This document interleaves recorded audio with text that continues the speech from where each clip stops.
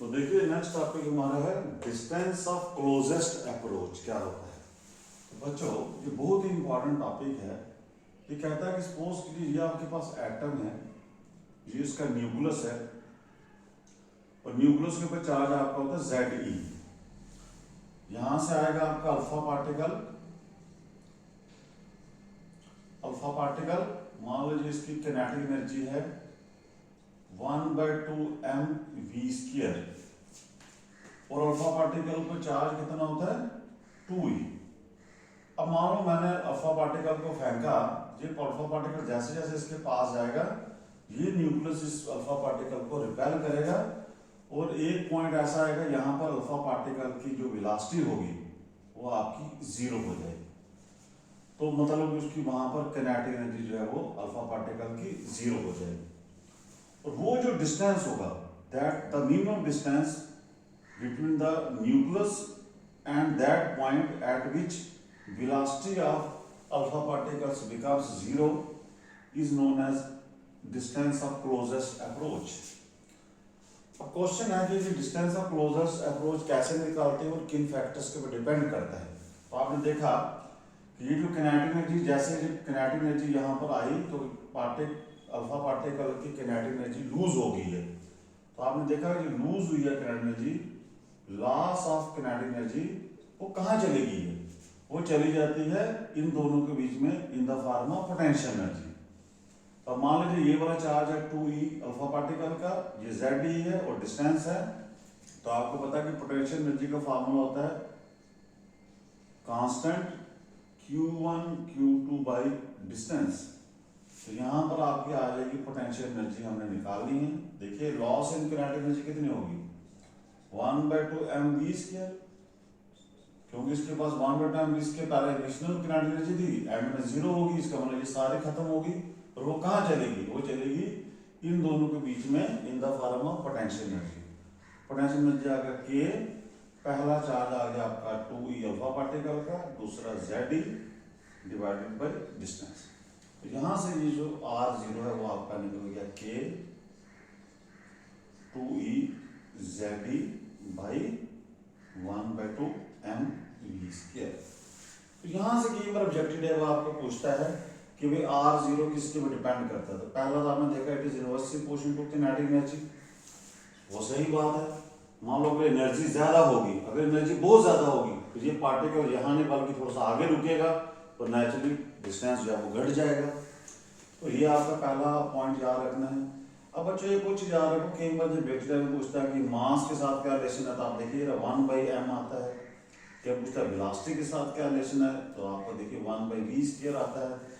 पूछता है आपको एटॉमिक नंबर से क्या रिलेशन है तो आपको Z directly proportional to Z आना है। ये थोड़ी थोड़ी चीजें ऑब्जेक्टिव टाइप में पूछी जाती हैं। अब एक और चीज नोट कीजिए कि अभी हमने देखा कि R0 जो था वो inversely proportional to kinetic energy था और आपको पता कि जो किनेटिक एनर्जी होती है वो एक और फार्मूला होता है चार्ज इनटू पोटेंशियल डिफरेंस। तो इसका मतलब है कि हम इसको क्लोजेस्ट डिस्टेंस को in term of charge into potential difference भी लिख सकते हैं। तो ये भी आपने याद रखना है कि it is inversely proportional to potential difference 2। केवल होता है कि आपको पता है कि किनेटिक एनर्जी जो होती है वो ये वाला फार्मूला भी है मोमेंटम का स्क्वायर डिवाइडेड बाय मास। तो हम यहाँ पर इसको ऐसे ले सकते हैं किनेटिक एनर्जी की जगह P²/2m। ये डिपेंड करता है कि आपको क्वेश्चन कैसा आएगा, वह क्वेश्चन टू क्वेश्चन वैरी करता है फैक्टर्स के ऊपर। ये बहुत ही इंपॉर्टेंट है, एक ना एक ऑब्जेक्टिव आपको नीट में CBSE में कहीं भी आपको इसका सॉल्व करने को आ सकता है। तो बहुत ही इंपॉर्टेंट चीज है। तो बच्चों जी आपने पढ़ा हमने, तो मैं थोड़ा सा आपको ब्रीफ में बता देता हूँ हमने क्या क्या पढ़ा इसमें ताकि इसके आगे हम चलें।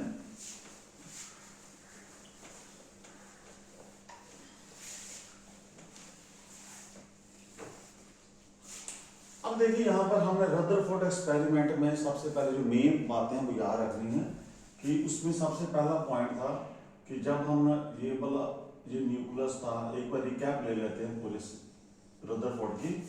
एक चीज हमने देखी कि जो पार्टिकल कुछ पार्टिकल जो होते हैं वो न्यूक्लियस से वापस मुड़कर आ जाते हैं ये, तो इनके लिए जो एंगल ऑफ स्कैटरिंग था वो 180 डिग्री था।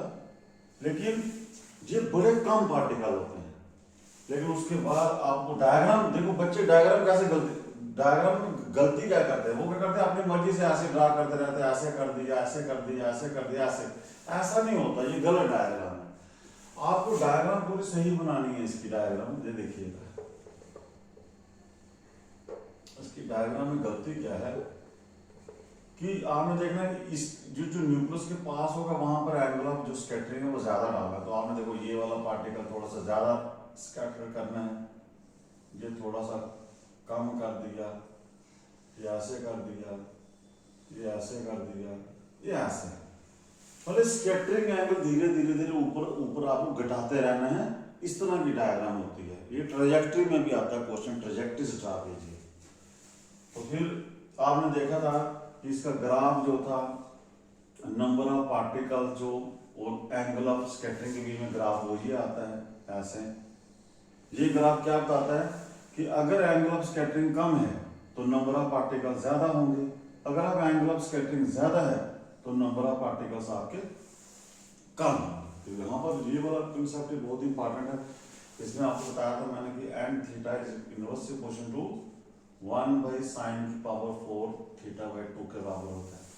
फिर दूसरा हमने बताया था कि इम्पैक्ट पैरामीटर क्या होता है कि जैसे ये पार्टिकल की वेलोसिटी है तो इसकी वेलोसिटी वेक्टर से लेकर यहाँ तक का जो डिस्टेंस है इसको इम्पैक्ट पैरामीटर बोलते हैं। और इम्पैक्ट पैरामीटर अगर आपका घटेगा, कम होगा तो स्कैटरिंग एंगल ज्यादा होगा।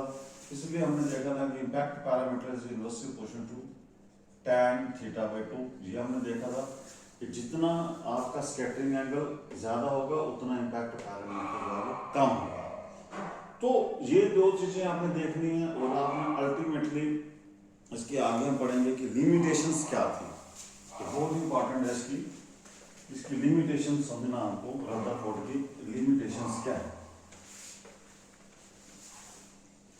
तो बच्चों इसकी लिमिटेशंस जो आएंगे वो सबसे पहले एक लिमिटेशन है, नंबर 1 है इसकी लिमिटेशन। इसने कहा था कि जब भी इलेक्ट्रॉन जो है वो न्यूक्लियस के आगे पीछे घूमेगा, ये इलेक्ट्रॉन अगर घूम रहा है तो इसके पास क्या होगी, सेंट्रीपिटल एक्सेलरेशन होगी।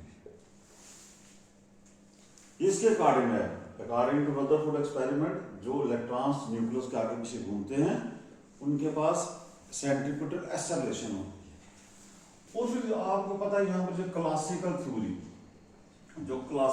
थ्योरी वो क्या कहती है, वो कहते हैं कि अगर कोई भी चार्ज पार्टिकल एक्सेलरेट करे या डी एक्सेलरेट करे, वो क्या करेगा, फिर एनर्जी एमिट करेगा इन the form of electromagnetic waves. तो फिर इसके अकॉर्डिंग क्या होना चाहिए, अकॉर्डिंग टू रदरफोर्ड के मॉडल की, अगर इलेक्ट्रॉन जब एक्सेलरेट कर रहा है तो नेचुरली फिर इसको क्या करनी चाहिए, इसको एनर्जी एमिट करनी चाहिए इन the form of electromagnetic wave. अगर वो एनर्जी एमिट करेगा तो नेचुरली इसकी एनर्जी धीरे धीरे घटेगी। जब एनर्जी घटेगी इसकी तो ये क्या करेगा कि अपने ऑर्बिट से ऊपर से नीचे स्पाइरल पाथ में चलना स्टार्ट हो जाएगा और वो अल्टीमेटली आगे जाकर नीचे न्यूक्लियस में गिर जाएगा। क्योंकि अगर इसकी एनर्जी फिक्स ही नहीं है तो फिर इसका नेचुरली अब इसका ऑर्बिट भी फिक्स नहीं होगा, क्योंकि अलग अलग ऑर्बिट्स के ऊपर अलग अलग एनर्जी होती है। तो रदरफोर्ड के अकॉर्डिंग जब इलेक्ट्रॉन घूमता है तो फिर उसकी एनर्जी अगर लूज होती है, तो अगर एनर्जी लूज होती है तो फिर वो आहिस्ता आहिस्ता नीचे गिर जाना चाहिए according to classical theory.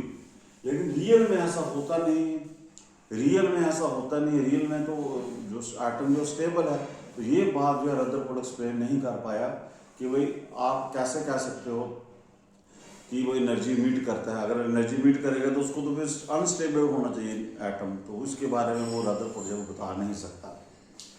Second ये कहता है कि मान लीजिए अगर ये इलेक्ट्रॉन जो है, जब ये इलेक्ट्रॉन घूमेंगे तभी आपने देखा कि इसकी एनर्जी घटेगी। जब एनर्जी घटेगी तो क्या हो रहा है, एनर्जी घटते घटते ये जो रेडियस है, ये देखो ये रेडियस जो है वो चेंज होना स्टार्ट हो जाएगा। जैसे ये इलेक्ट्रॉन पहले इधर घूम रहा था, इसका रेडियस ज्यादा था, फिर रेडियस कम हुआ, रेडियस घटना स्टार्ट हो जाएगा। नेचुरली जब रेडियस घटेगा तो इलेक्ट्रॉन की जो फ्रीक्वेंसी है, frequency of revolution of electron, वो भी चेंज होगी। क्योंकि जब रेडियस चेंज होगा तो फिर जो नंबर ऑफ साइकिल्स पर सेकंड है वो भी घटेंगे, तो frequency of revolution of electron है वो भी घटेगी। अगर फ्रीक्वेंसी रेवोल्यूशन घटेगी तो अब वो क्लासिकल थ्योरी कहती है कि जो इलेक्ट्रोमैग्नेटिक वेव पैदा होती है उसकी जो फ्रीक्वेंसी है वो फ्रीक्वेंसी डायरेक्ट प्रोपोर्शनल होती है frequency of electron in its orbit. अभी हमने पहले देखा कि जब इलेक्ट्रॉन घूमेगा अगर वो एक्सेलरेट करेगा तो इलेक्ट्रोमैग्नेटिक वेव निकालेगा, ठीक है। अब सेकंड है जो इलेक्ट्रोमैग्नेटिक वेव निकलेगी उसकी फ्रीक्वेंसी किसके ऊपर डिपेंड करेगी, उसकी फ्रीक्वेंसी डिपेंड करेगी frequency of the electrons in its orbit. अब यहां से पता चला क्योंकि इलेक्ट्रॉन तो हर बार अपना ऑर्बिट चेंज कर रहा है, इसका मतलब जो इलेक्ट्रोमैग्नेटिक वेव्स निकलेंगी उनकी फ्रीक्वेंसी भी अलग अलग होगी। इसका मतलब जो फ्रीक्वेंसी होगी वो जो इलेक्ट्रोमैग्नेटिक वेव में जो फ्रीक्वेंसीज होंगी वो एक नहीं होगी बल्कि वो ग्रुप ऑफ एक स्पेक्ट्रम बन जाएगा, वो स्पेक्ट्रम बन जाएगा, मतलब कॉन्टिन्यूस स्पेक्ट्रम। वो कॉन्टिन्यूस स्पेक्ट्रम पैदा करेगा, इलेक्ट्रॉन जब घूमेगा तो वो कॉन्टिन्यूस स्पेक्ट्रम पैदा करेगा। लेकिन रियल में हम जो इलेक्ट्रॉन होते हैं वो लाइन स्पेक्ट्रम पैदा करते हैं, वो कॉन्टिन्यूस नहीं करते। अब इस थ्योरी के अकॉर्डिंग उसको कॉन्टिन्यूस करना पड़ेगा, लेकिन रियल में जो वो लाइन स्पेक्ट्रम पैदा होता है ये भी देखो कंट्राडिक्ट कर रहा है। इसका मतलब ये भी एक बहुत बड़ी इसकी ड्रॉबैक थी। तो आपको याद रखना दो चीजें कि what are the drawbacks of Rutherford model. पहला ये रदरफोर्ड कहता है कि जब इलेक्ट्रॉन न्यूक्लियस के आगे पीछे घूमेगा तो उसकी एक्सेलरेशन होगी। अगर ऐसी बात है तो क्लासिकल थ्योरी कहती है कि जब भी कोई इलेक्ट्रॉन एक्सेलरेट करेगा तो उसको फिर एनर्जी मीट करनी है। इसका मतलब अगर एनर्जी मीट करेगा तो फिर वो एक ऑर्बिट पे नहीं रह सकता, वो धीरे धीरे नीचे गिरेगा और आ जाके सीधा न्यूक्लियस में गिरना चाहिए। और अगर वो न्यूक्लियस में गिरे तो इसका मतलब कि एटम जो है वो स्टेबल ही नहीं होता, अनस्टेबल होना चाहिए। रियल में एटम जो है वो स्टेबल होता है, वो कंट्राडिक्ट करता है इसकी बात को।